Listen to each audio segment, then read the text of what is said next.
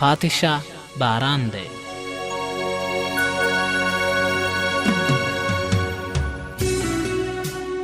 لیلیې ته به زه او زمرک ډېر ځله یو ځای تلو. یوه ورځ یې راته وویل غزنه ډېر بدل شوې، دومره بدل شوې چې اوس دې زه هم نشم بدلولی. خو یو بدلون در کې رانغی او هغه د بدخشان د تصویر سره مینا. په لیسه کې دې هم پر کتاب لګولی وو او اوس په پوهنتون کې دې هم په کتاب لګولی دی. ومې پوښته چې ګینې دا ښه نه دی؟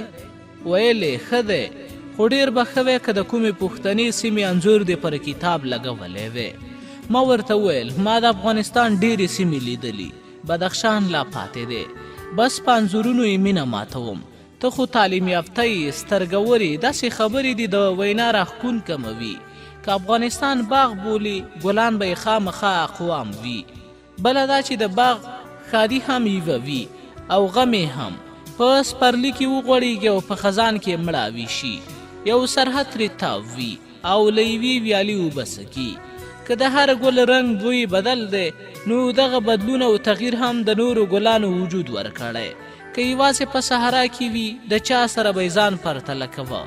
څنګه به یې د پیغلې په اوربل ځنګل او څنګه به شملې ته خاته. زمرکه په یو ګل نه پسرلی کېږي. ځکه خو خوشحال بابا وایي د سحر بعد گذر په چمن بیا کړه، په چمن کې رنګارنګ ګلونه واکړه.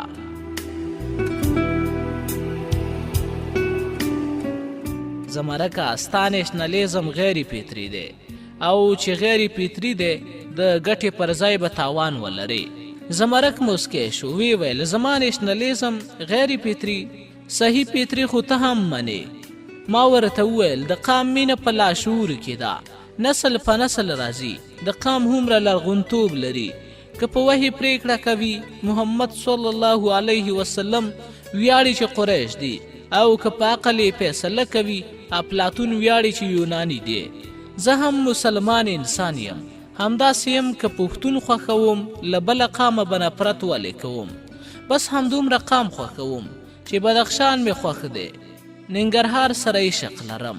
زمرک پوښتنه وکړه او که یو قام پر بل تیری وکړي ظالم قام باید ختم نشي. نه زمرکه، په قام کې ځوانان، سپینګیري، ماشومان، ښځې، بلکې په رحیمونو کې وده ماشومان هم راځي. د ټولو تیری کول د فطرت قانون نه دی. که بې ځایه تیری کوي هغه به د یو مقصد لپاره راغونډ شوي اشخاص وي. هغوی سره جګړه پکار ده.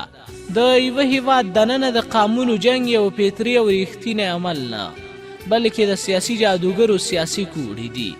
زمرک راته وویل ته خو بدلون نه منې، خو ما دې دا استدلال د زړه له تله ومانه. زمرکه زه انسان یم، کاڼی نه یم، هره شیبه بدلیږم. د کائناتو بدلون منم خو د خیر بدلون نه منم، ځکه چې خیر مینه ده او مینه زما څانګه ده.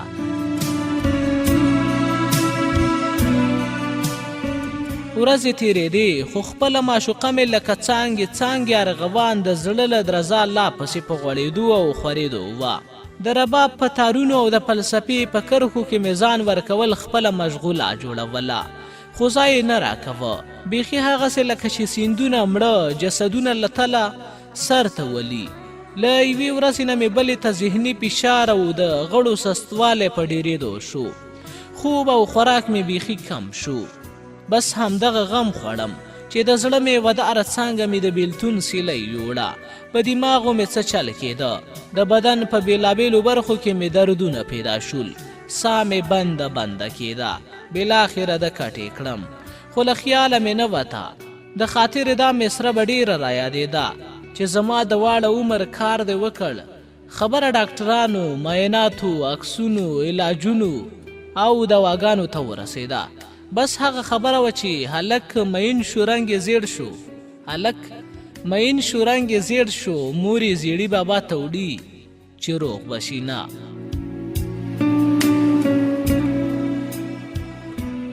یوه ورځ زمرک سره هغه ډاکټر ته لاړم چې له پیله مو غوره کړی وو. څه ناڅه مې ورته حالات څرګند شوي وو. معاینه یې کړم، زړې نسخې په غور وکتې، نوي درمل یې راته ولیکل. ما ته یې مخ کړه او راته یې وویل په ذهن دې ډېر بوج دی، ویې غورځوه، ډېر فکر مه کوه. زه ورته موسکی شوم. نور مې ورته هیڅ ونه ویل. له ځانه سره مې ویل څنګه له سوچونو فکرونو ځان وژغورم. د دې نیلۍ واګې اوس زما له ګوتو وتې دي. ګورو به چې چیرته ترې پرېوځم. ډاکټر زمرک ته ورمخ کړ او ویې پوښته ته د غزن څه یې؟ ډاکټر صاحب له ډېرو نږدې کلونو راهیسې مې نږدې ملګری دی. ډاکټر سر وخوځوه. په لاسونو یې خپلې عینکې سمې کړې او له زمرکه یې دویمه پوښتنه وکړه د غزن شوقونه څه دي؟ هغه ورته وویل ډاکټر صاحب اوس خو یې همدغه یو شوق دی، سوچونه کول. ډاکټر وخندل او وی ویل له دې شوق وړاندې د څه شوق درلود؟ ډاکټر صاحب وړاندې له دې کتاب، رباب او غرونو سره شوق او یو بل زورور شوق یې هم درلود. ډاکټر وویل زه وپوهېدم. د کورنۍ له غړو سره یې خبره وکړه ته یې نږدې ملګری. ښه به همدا وي چې د رباب او کتاب سره دوه په دوه کومې غرنۍ سیمې سیل ته لاړ شئ. ګوندې دا تجربه یې په روغتیا ګټوره اغېزه وکړي. له کلینیکه راووتو. زمرک همدا ټینګار کوه چې سیل ته به ځو، زاو ته خو ډېر تللي یو، خو دا ځل تلل ډېر اهمیت لري. ستا د درملو هومره اهمیت. ما ورته وویل هر څه بې ګټې دی، څانګه نشته. له هرې منظرې نه ساه وتلې ده. په کوم څیز به مې له څانګې لرې باسې چې په هر څیز کې څانګه وي، د روغتون تنګه کوټه وي او که د بزرګې څوکې لمنه، دواړه به راته یو راز وي. په دې خبره زمرک موسکی شو. ویلې بزرګه څوکه ده، خامخا د چا د کلي هواګانې پرې لګي. دې خبرې او شاعرانه استدلال بلا خوند راکړ. لاځوابه یې کړم. پر شونډو مې ډېرې ورځې پس تته مسکا خپره شوه.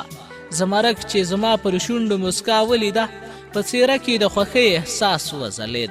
پوهه شو چې خبره مې ورسره ومنله. یو لاس یې زما پر ولي کېښود او بل یې هوا ته پورته کړ. له خوښۍ نه یې چغه کړه دغسې دا دې ښه وه. دا عادت دې د ادم خان نه و. زما د ملګري غزن غوندې پرېکړه دې وکړه. بیا سره بیل شو او کورونو ته لاړو. مشران او د کور غړي مې د ډاکټر له وینا نه خبر کړه. ټولو دا خبره خوښه کړه. د اړتیا وړ څیزونه مې د سفره په بکس کې واچول. مازدیګر تیر دروازه وټکېده چې پته ولګېده زمرکو ورووتم. له ستړي مشي وروسته مې بلنه ورکړه چې په حجره کې کینو. بخښنه یې وغوښته. ویلې په کور کې مې خبره وکړه زم تیاری کوم. سبا سهار به د ګاډۍ سره درته د کور مخې ته ولاړ یم. ما ورته وویل زه خو به تیار یم، خو دا راته ووایه چې ځو به چېرته؟ هغه په خندا شو. ویلې د ځای انتخاب خو مو پخوا کړی و. د رباب له ترنګه خو څه جوړ نه شو. اوس به در باندې د میالي صاحب د زنځیرونو شرنګ اورم او یا به د سپین غره د بزرګې څوکې لمن نیسو. ګوندې کرامت یې در باندې کار وکړي. په دې خبره یې خندا راوسته او ورسره مې ومنله.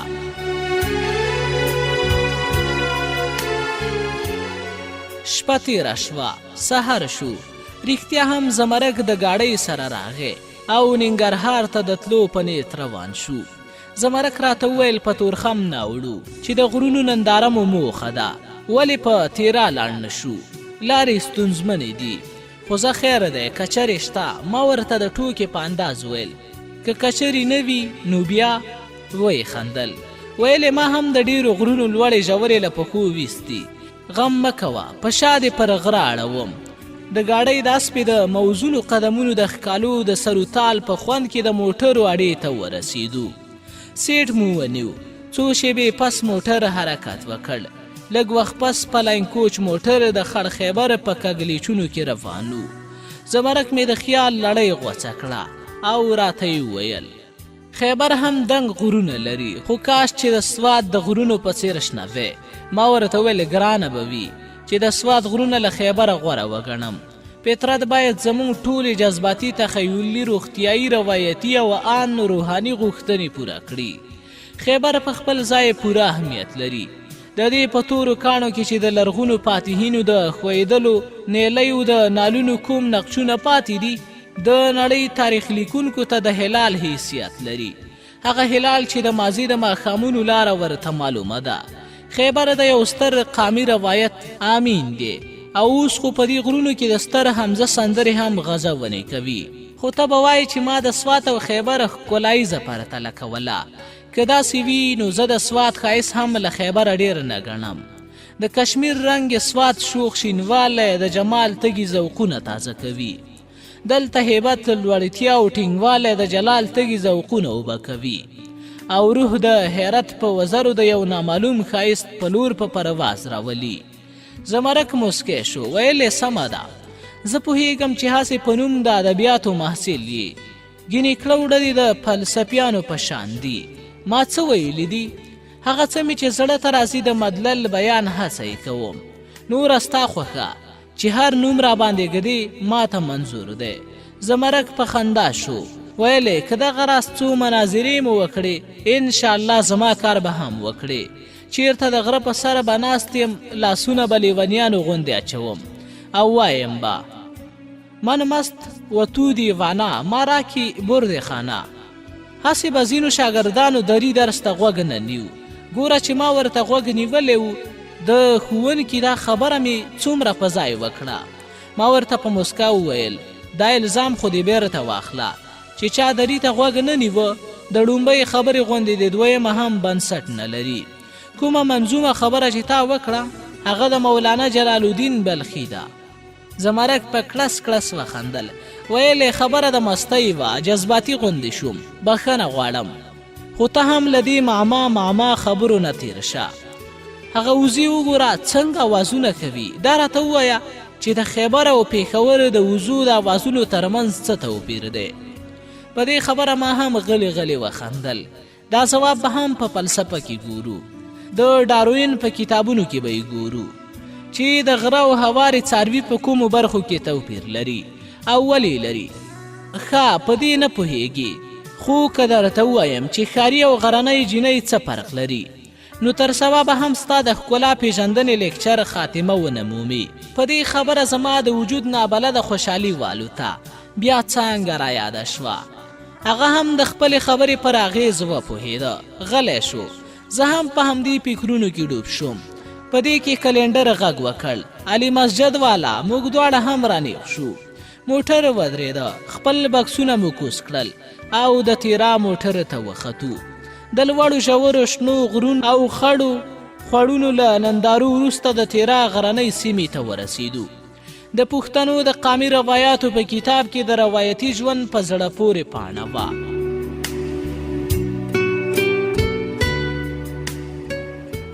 زما ننداره نیمګړې ننداره بللی شئ، ځکه چې زه د زمان او مکان له پنجرو ډېر زر وتم.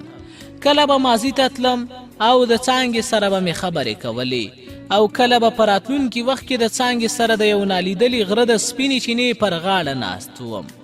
هغې به غلې سندره ویله او ما به ورته د نغمو جامې جوړولې. تیرا ته په رسېدو مو یو زلمی ولید، په لاره یې د راډیو سندرې اورېدې. د پاخه عمر یو سړي پرې راډیو بنده کړه. ورته یې ویل په لارو کې سندرې اورېدل د پښتو روایت نه دی. زمرک راته ویل دلته خو ژوند ګران دی، په سندرو هم قدغن دی. ما ورته ویل ښه قدغن دی، غوږ شه ټول چاپېریال سندره دی. د مرغانو اواز، د روانو اوبو اواز، د ونو د پاڼو اواز، بس لکه د رباب د بېلابېلو تارونو بېل اوازونه چې یوه نغمه یې جوړوي. غوږ شه څومره موزونیت او موسیقیت لري، لکه د څانګې د ګلورینو پاپیو د ښکالو سر و تال په داسې حال کې. د راډیو سندره داسې لکه په حلوا کې اغزي. زمرک په خندا شو، ویلې تا رښتیا ویلي، ته په هر څه کې د څانګې د ښایست اجزا ګوري، خو د راډیو بندول داسې هنري جواز بلکې روایتي بندیز نه لري. لکه ته یې چې وایې، ما هم ورسره د سره په خوځولو او د شونډو په مسکا ومنله. په لاره روانو، یو خوا بل خوا مو کلاګانو ته کتل چې لوړ خونړي برجونه یې لرل. داسې ښکارېده لکه د دې کلاګانو ترمنځ چې هیڅ اړیکې نه وي، خو د سپینو کوترو سیلونه له یوه برج الوتل او پر بل کېناستل. اخر مو یو ځوان ته وویل چې موږ سیلاني یو. ویلې هیڅ غم مه کوئ، زما میلمانه یاست. زیړ مازدیګر و، په غرونو وروستۍ وړانګې خورې وې. داسې ښکارېدل لکه د سیمې نه چې زرین دیوالونه تاو شوي. یوه ډله نجونې له ګودره را روانې وې چې زموږ خوا ته راورسېدې. د ګریوان روپیو او د لمن پاولیو یې نغمه خپروله. زموږ میزبان سره ټوپک و، زمرک ترې پوښتنه وکړه چې ولې ټوپک ګرځوي؟ ویلې دا د سړیو ګاڼه ده. ماښام حجرې ته لاړو. ښه ډوډۍ یې راباندې وخوړه. د لمانځه لپاره ټوله حجره پاڅېده. زموږ زړه او کنه خو اودسونه مو وکړه او پر لمانځه ودرېدو. بیرته چې حجرې ته راغلو یو نوي زلمي د تیرا د مېلمه دوستۍ خبرې کولې. زمرک ماته په شوخو سترګو وکتل. بیا یې هغه زلمي ته مخ کړ. ویلې موږ ستاسو مېلمانه یو، سندرې اورېدل غواړو. هغه مسکی شو او غږ یې کړ سپین ګله مېلمانه سندرې غواړي. سپین ګل اواز ورکړ لږ صبر وکړه څه ګورو. چې سپین ګل د چرسو چلم ته ناست و.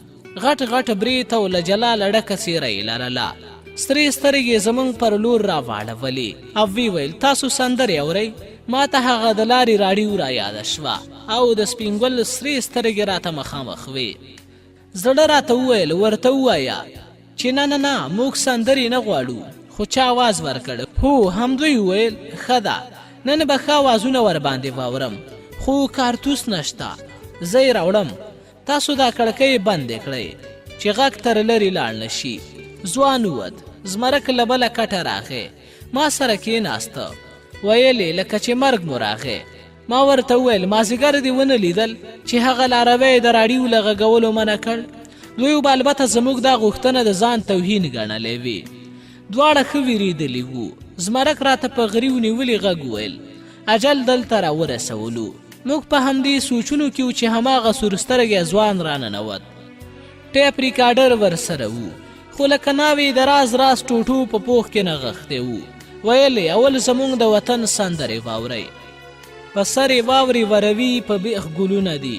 لاړ شه د تیرا په غرونو باران وریږي.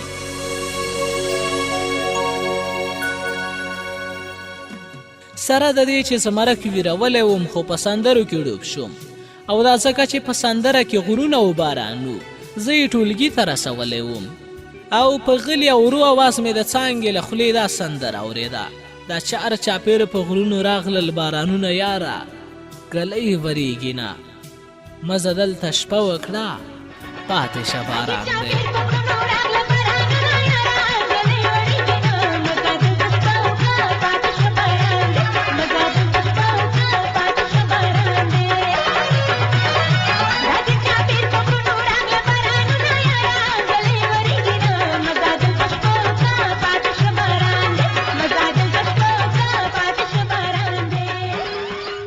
زه لا په سوچونو کې ډوب وم چې زمرک مې پر ولي لاس کېښود. ویلې ته خیال پلو وهې څه به کېږي؟ د کارتوسو اواز کړکۍ بندول څه خو شته. هغه دا خبرې کولې چې د ټیپ اواز خراب شو. سپین ګل بند کړ. مسالې یې ترې راویستې په اور یې کېښودې. موږ ته یې رامخ کړ. ویلې مېلمنو خفه نه شي دوکانونه بند و نوي کارتوس پیدا نه شو. دا زاړه به په اور ګرم کړو. ما او زمرک یو بل ته وکتل او مسکي شو. زمرک ویل تاسو دې ته کارتوس وای؟ هغه وخندل. ویلې ولې تاسو یې کارتوس نه بولئ؟ زمرک ورته ویل نه د ننګرهار خلک یې مسالې بیټرۍ یا بالتۍ بولي. په پېښور کې ورته سیلونه وایي. حجره کې ناستو خلکو ته دا نومونه عجیبه وو. ویې خندل. زمرک ورته وویل تاسو زموږ نومونو پورې وخندل خو ستاسو نوم موږ ژړا ته راوستی وو. هغه ځوان ترې په خپله لهجه پوښتنه وکړه چې هغه څنګه؟ زمرک ورته وویل موږ کارتوس د ټوپک ګولۍ ته وایو. ورته یې د مازدیګر له راډیو خبره پیل کړه او بیا یې د حجرې او کارتوس ټوله کیسه ورته هغسې وکړه څنګه یې چې احساس کړې وه. د کیسې په ختمېدو په حجره کې داسې یو زوروره خندا خوره شوه چې تر اوسه راته یاده ده.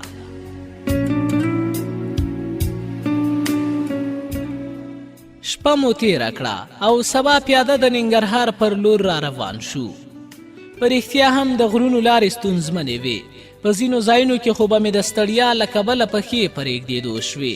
څو شېبې به مو دمه وکړه بیا به روان شو. زمرک ډېر راته وویل چې کچره به کرایه کړو. ما ورته وویل دومره لا پاتې نه یم. که بیخي درته پرېوتم بیا مې څه غم کوه. اوس به په دمه دمه ځو. سیل او چکر خو وایي همدې ته.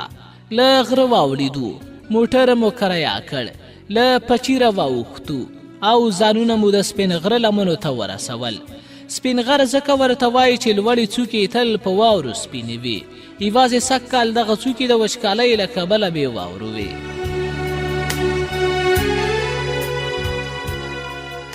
مازدیګر یو کلي ته ورسېدو. د لمر سترګه د یوې شنې څوکې په نښترو کې داسې ښکارېده لکه ناوې چې شین خال پر مخ هوار کړی وي او زرینه ټیکۍ له حیا ډکې پلوشې شیندي. شپانه شپیلۍ په لاس د خپلو رمو سره د آبادۍ په خوا را روانو. د وړو وړو روکیو د پښو ترپکې او د غرنیو ویالو نغمې یو ځای کېدې. د تنورو په پیروزۍ لوګیو کې تاوېدې. له هسکو څوکو یې خولې اخیستې او په نامعلوم لوري خاموش پړاوونه وهل. ښکلی کلی و، دومره ښکلی و چې نندارې مخکې تلو ته نه پرېښودو. زمرک ته مې وویل چې شپه به همدلته کوو، خو یوه خبره واوره چې دلته به د څانګې یادونه راته نه کوې. کیدای شو څوک یې وپېژنې. دا غرني پښتانه دي، په تبرونو به مو داسې میده کړي لکه وچ لرګی. بله دا چې د څانګې یادونه به هم ما له کومه ګړنګه وغورځوي. هغه را سره په ورین تندي ومنله. د یو سپین سندریز خوړ په غاړه پر یوه شنه جلګه کېناستو. د خوړ له شونډو پسته غرنۍ سندره پورته کېده او باد ورته په مینه مینه د څېړیو شنې پاڼې نڅولې. هغه مهال چې شنې سهرانۍ کوترې جوړه جوړه خپلو ځالو ته ستنېدې، یوه زلمي پر موږ سلام واچوه. موږ هم غبرګ وعلیکم السلام وویل. زلمی هم لکه د خپلې سمسوري سیمې هوا په نرمه ژبه یې خبرې پیل کړې. ویلې میلمانه ښکارئ، له کومې خوا مو پیښه کړې ده؟ زمرک ورته وویل د همدې ننګرهار یو، سیل لپاره راغلي یو، خو دلته پیژنګلو نه لرو. غرني ځوان وخندل. ویلې دا د سپین غره د لمنو ننګرهار دی. دا د هر افغان وطن دی، پښتون وي، پارسیوان وي او که نورستان یې. پورې غره کې یو ځای دی، توره بوړی بولي. کله چې سره کاپر راغله د ننګرهار د مجاهدینو لوی مرکز هم دلته و. هر ځای او هر قام خلک پکې وو. ډېرې د همدې ځای شو. له خوړ سره نږدې هدیرې ته یې لاس ونیو. یوه ډېره لویه هدیره وه. دا د شهیدانو هدیره ده. زموږ میرمنې او نجونې چې له خدایه خپل مرادونه غواړي همدې هدیرې ته ورځي او هغه دسمالونه ورته جنډه کوي چې پر خپلو ګوتو یې کښلي وي او غرني ګلونه یې پرې جوړ کړي وي چې د جنګ په کلونو کې د ټول افغانستان نه راغلي مجاهدین مو وخت بې وخته پاللی شو. اوس خو که هیڅ نه وي، نه سره کاپره په وطن کې شته او نه په دې لمنو کې جنګ شته. تاسو زما میلمانه یاست، ځئ چې حجرې ته ځو. ما ورته وویل سمه ده، خو څو شېبې به همدلته کینو. هغه هم ومنله. د ماښام تیارې په خورېدو وي، خو پر هدیره د رڼا پړاو راته او څراغونه یې په بلیدو وو. د خوړه نه پورې غاړه یوه نړېدلې کلا وه. زمرک د هغې په اړه پوښتنه وکړه. هغې ځواب ورکړ چې د سره پوځ ټول فکر همدې غرونو ته و. ډېرې بمبارۍ یې وکړې، پوځونه یې راغله، ډېرې کلاګانې یې ورانې کړې، خلک یې شهیدان کړه او ځنګلي ونې یې وسوې. دا کلا هماغه وخت ورانه شوې. سختنې پېښور کې دی. څوک چې راغلي یا هجرت نه و کړی، کورونه یې جوړ او مځکې یې آبادي دي. د مهاجرینو کورونه هماغه څېړنګ او پټي شړ دي.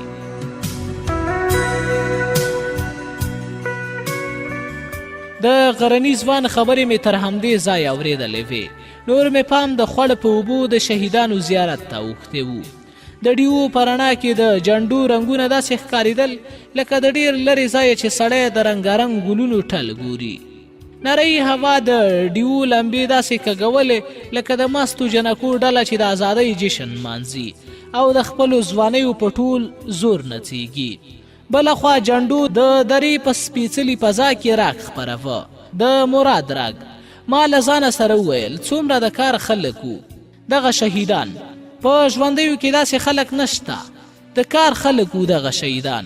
په ژوندیو کې داسې خلک نشته په یوه او بل نوم سره وژني. خو دا شهیدان د بیلو ژبو ویونکي، د جلا قومونو وګړي او د مختلفو ولایتونو اوسیدونکي وو چې ژوندي وو. یو مرام، یو شعار او یو یې سنګرو. اوس چې شهیدان شوي، د ټولو جنډو آوازونه یو راګ جوړوي، د اتفاق راګ، د ازادۍ او آبادۍ راګ.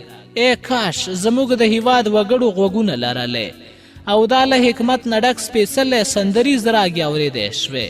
زما دعا وه او د غرني ځوان دا وینا وه چې حجرې ته به ځو. پاڅېدو، که موږ شو او که دی شو، خو زموږ دوه بکسونه یې خپلو دوه ولیو ته واچول. زمرک رباب په اوږه کړ او زه ورسره تش روان شوم. حجرې ته ننوتو. د هغه ځوان د کورنۍ نور مشران او ځوانان زلمي هم راغلل. یو بل ته مو ځانونه معرفي کړه. د هغه ځوان نوم چې موږ یې حجرې ته راوستو شینګل و. له پیژنګلو وروسته شینګل نورو خپلوانو ته وویل چې دا ورونه افغانان دي، سیل ته راغلي دي.